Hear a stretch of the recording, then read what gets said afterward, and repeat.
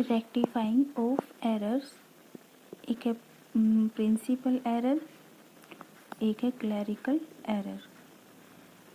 Commission clerical जो error है फिर अगेन 3 पार्ट में है। एक है हमारे पास कमीशन एरर, और फिर है ओमिशन, और फिर क्या है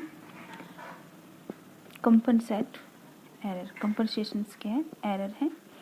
और कमीशन एरर है फिर अगेन कितने पार्ट है इसके, कोस्टिंग एरर हो गया, पोस्टिंग एरर, कोस्टिंग नहीं है sorry, casting error, posting error, rectifying error, carry forward. Omission error क्या होती है, जो हम रिकॉर्ड करना भूल जाते हैं। ओके,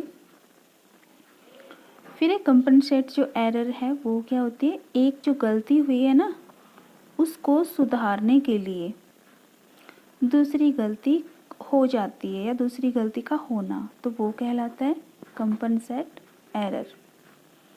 ट्रायल बैलेंस को ओनली 2 ही एरर इफ़ेक्ट करते हैं। कितने, 2 ही एरर इफ़ेक्ट करते हैं।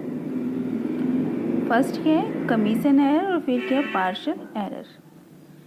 ओके, तो ये हमने रेक्टिफिकेशन ऑफ एरर का जो की पॉइंट है, इम्पोर्टेंट है, वो हमने पढ़ा। ये जो MCQs आते हैं ना उसमें ये पूछा जाता है, ऑप्शन दे दिए जाएंगे, उसमें ये पूछा जाता है कि इसमें कौन सा इफ़ेक्ट करता है। ओके,